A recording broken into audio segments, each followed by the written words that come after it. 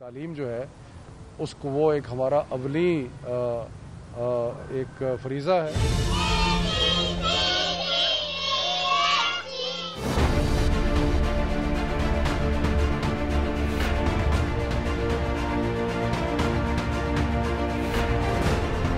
جتنے بھی تعلیمی ادارے ہیں ملک میں وہ بند ہو جائیں گے.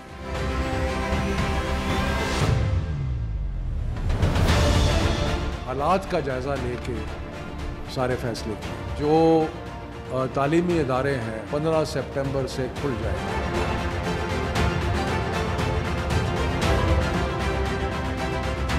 26 نومبر سے پاکستان کے تمام تعلیمی ادارے جو ہیں وہ بند ہو جائیں گے.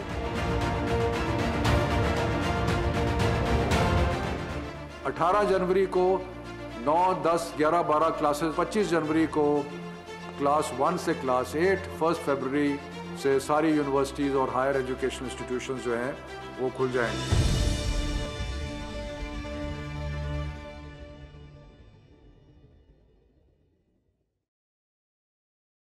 Mr. Shafqat Mahmood, Federal Minister for Education, Professional Training, National Heritage and Culture. It is a great pleasure and an honor to welcome you on this webinar by Karachi Council on Foreign Relations, KCFR. By and large, this webinar is going to be one of the most important webinars of KCFR, as it is over education, which is the base of the development and increase in GDP of any country.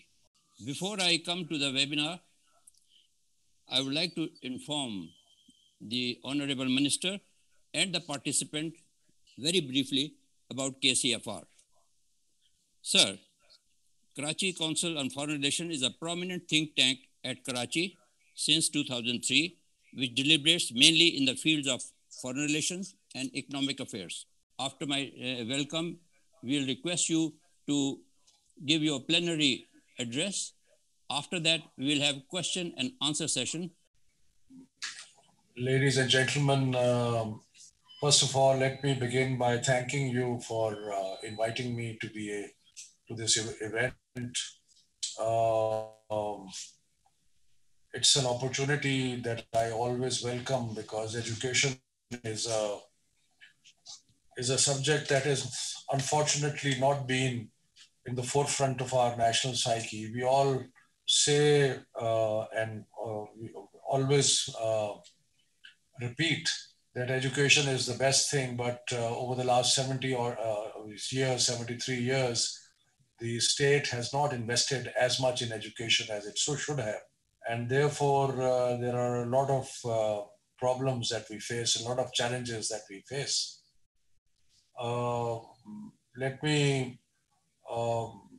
There are other challenges we are facing these days also, which are the challenge of how to continue with education during the COVID emergency.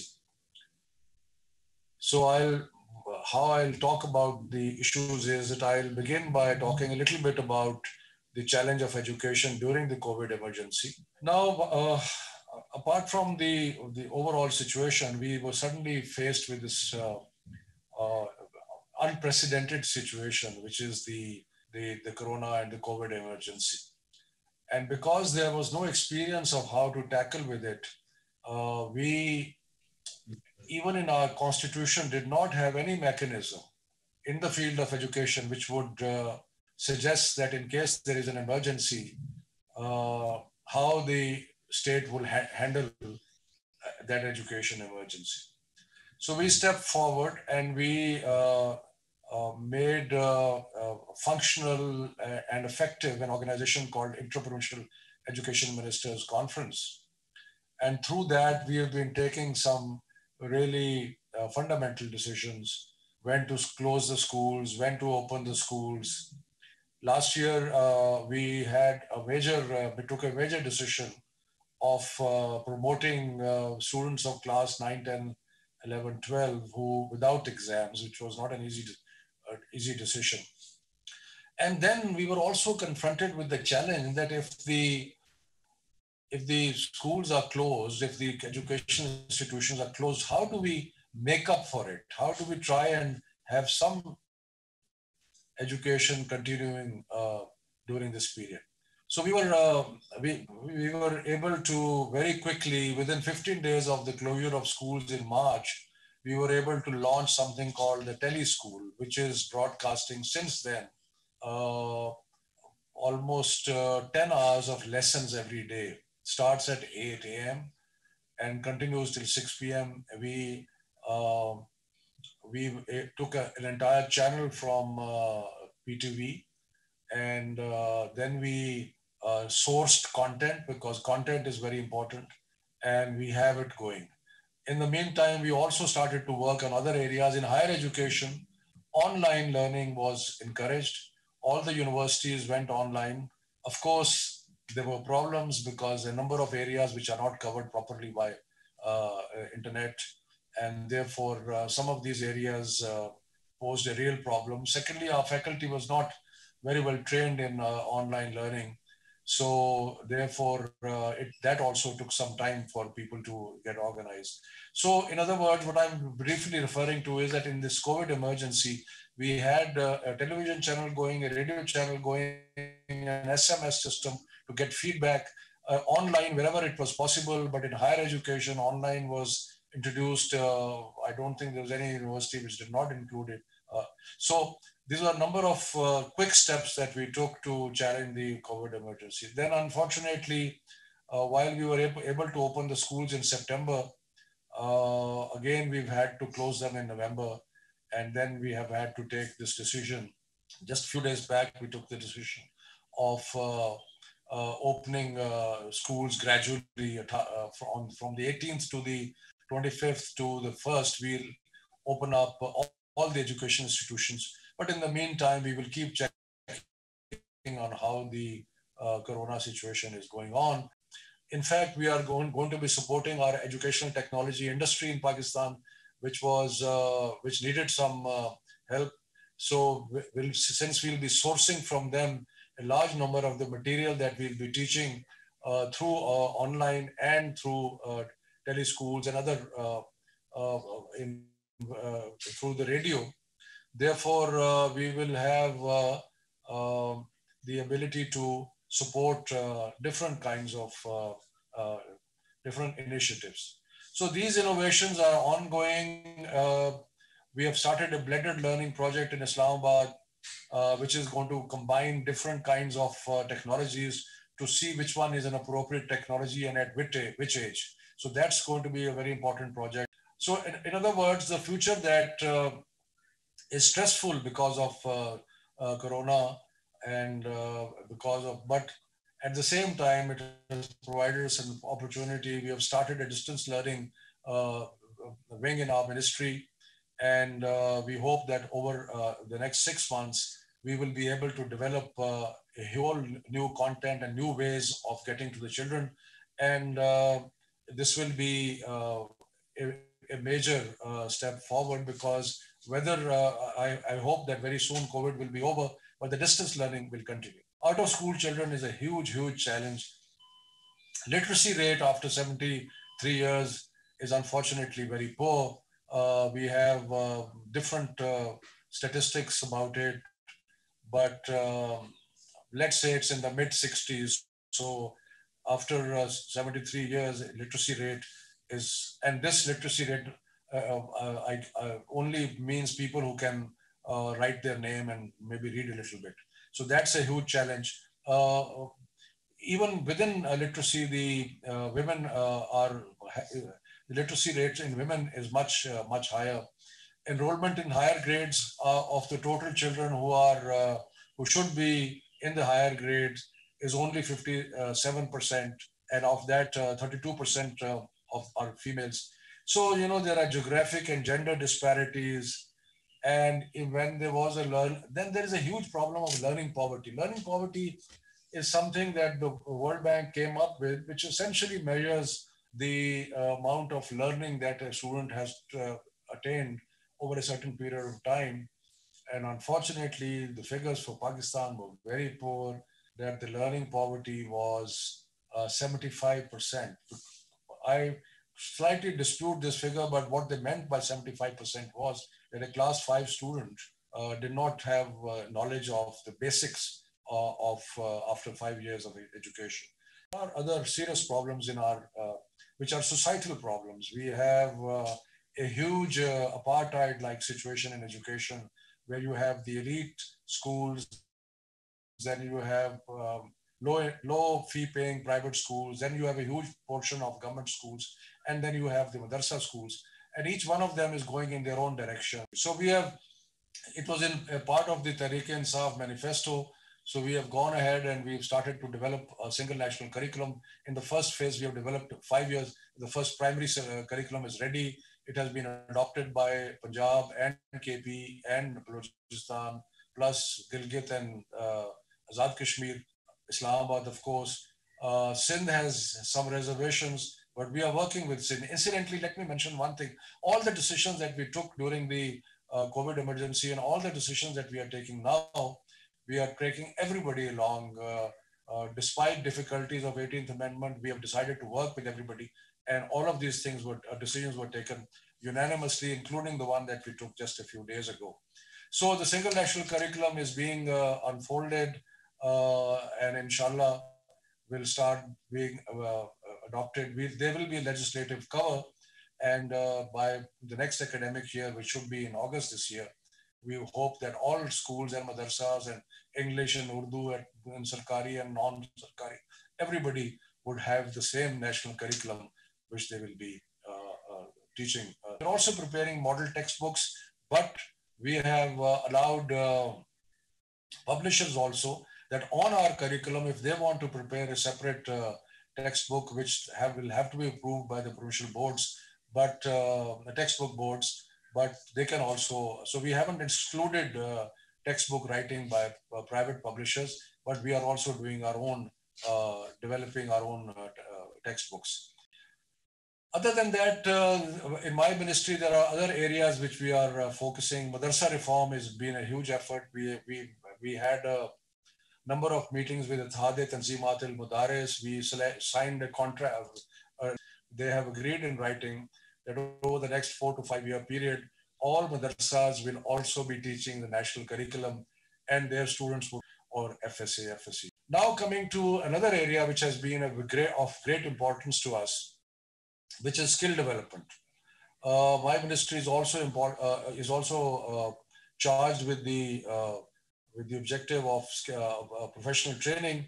So we've launched a massive program in which we are, for the first time in Pakistan's history, we will be creating an accreditation regime in the vocational training sector, so that we are able to look at education institutions in government and private sector. So there will be a National Accreditation Council. We are linking up with the international companies. We are also making sure our vocational certifications is accepted internationally. We are also getting into putting in a major effort of exam reforms.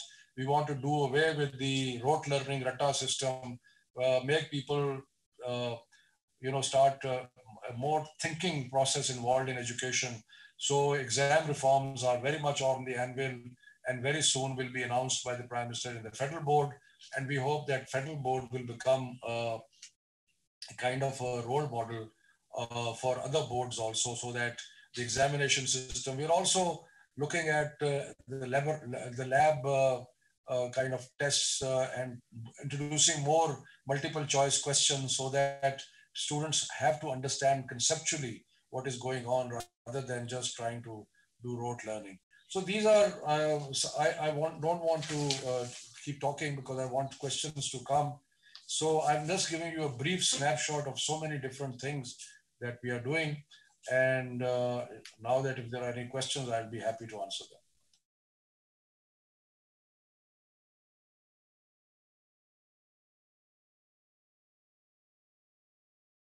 My name is Haji Rafiq Pardesi. I'm the chairman of HMR Group and a member of Board of Governors, Karachi Council on Foreign Relations. I welcome Your Excellency Shafkat Mahmood Saab. You are the Minister of Education and so many things of professional training and national heritage. You are most welcome, sir. Very nice to see you here on our board, sir, also. And I heard all your things, mashallah, and we are going on a very positive direction. Everybody wants that we just create something very positive for our nation. As you said that it's the percentage of the education is very low in our country, but inshallah ta'ala, we can create more and more with our efforts and with our joint efforts. We are here ready. We are based in Karachi. So anytime when you will come to Karachi, please, we will meet together and we can solve lots of problems. For example, madrasas, you said, Alhamdulillah, under me, around 400 madrasas in Pakistan, the schools and madrasas we are running, mashallah. And everybody wants that we just teach our students not only Urdu, also the English. So anywhere they want, they can go with free efforts and free atmosphere. So it will be a good for the future also. We are happy to work with you people, and we want to follow whatever the best you are doing for our nation. We will just follow it up, and inshallah we will try our level best that we will bring the best curriculum in our schools, in our colleges, in our madrasas. I am the member of lots of universities and colleges also. So inshallah ta'ala, we will work together, and at least we can bring something to a very good end. So at least our future generation will get something from us, inshallah ta'ala. Let me say just on the 18th Amendment, yes, of course, the 18th Amendment has devolved a large part of the education agenda to the provinces, and I have no issue with that. But the Supreme Court also ruled that the federal government must fulfill its responsibility of giving education. So there is, in a sense, there is an overlap. But as I said, I've been working very closely with all the education ministers of all the provinces and Azad Kashmir and Gilgit-Baltistan. The result is that we have been able to, despite despite the 18th Amendment and despite everything, been able to take almost every decision with consensus. On the single national curriculum and the religious education, there is, before our government came into office, a law was passed by the national government and by the National Assembly, and then adopted by all the provinces except Sindh, that Quran will be taught, and Quran Nazra will be taught in the first 5 years of education. So we followed that law, and but the difference that we've made is that I have sat with the committee, and we have emphasized, rather than rote memorization of ahadith and surahs, that the meaning of it and the ethical content behind it should be explained. So we have prepared textbook accordingly, where examples and everything is given to make children understand the concept. I see that you have a plan to introduce at one point or the other the vocational training in your schools also. At the moment, all the provinces have their TEFTAs, this like Sindh, Punjab, and Frontier, everyone does. But unfortunately, these institutes are not really working like they're supposed to be. Do you have any plan of how you intend to reform or advise reformation, or it will be left again to the provinces? It's a comprehensive question. Let me very quickly try and point out some of the different things that we're doing. We believe that after class 8, there should be different streams available to students, and we are working on that. One of the streams that is vocational training combined with the regular learning. It's called Metric Tech. So we have started an experiment of setting up labs in different institutions where vocational training can be given. But there is much more thinking needs to go into it, and we are focusing on it, so that one of the problems of out-of-school children is that the parents of poor families don't think that education adds to the earning ability of their children. So we feel that and a lot of dropouts actually are after class 5. In other words, after the children reach the age of 10, between 10 to 15 are the largest number of dropouts and out of school children. And that happens because poverty, the parents feel that this child who is 10 and plus can become a earner. But if they realize that there is a certain skill that the child has, which can also help to increase the earning, so therefore that skill can be useful. Shafqat Saab, you know that I came to you with the New Zealand High Commissioner, and my question may not be that relevant for today's topic, but it is in the long run good for the country. It has to do with the scholars studying abroad for PhDs. You know, New Zealand, for example, has reduced its fee to the national level of $5,000 a year.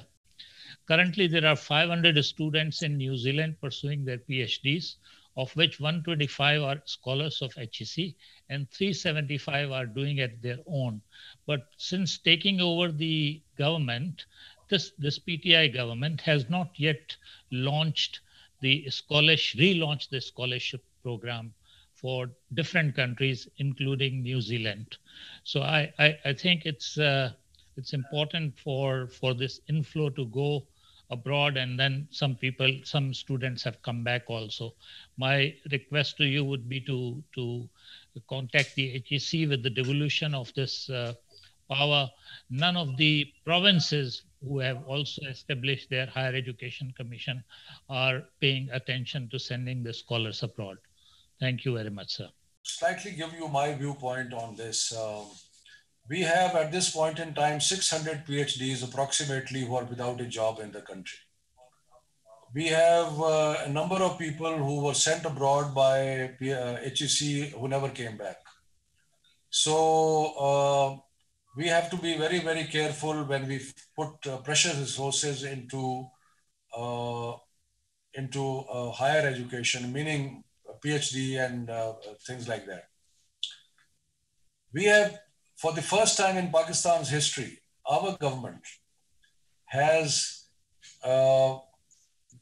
introduced 50,000 scholarships for undergraduate studies. 50,000 scholarships under the EHSAS program. Never has the HEC been given so many scholarships for undergraduates. We feel that undergraduate area is the area which was neglected. So while scholarship program of the PhD continues, our focus is now on undergraduate scholarship.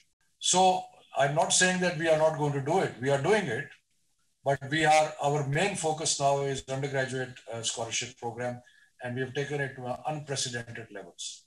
The first question is also related to what you just said, that we will definitely hold exams this year.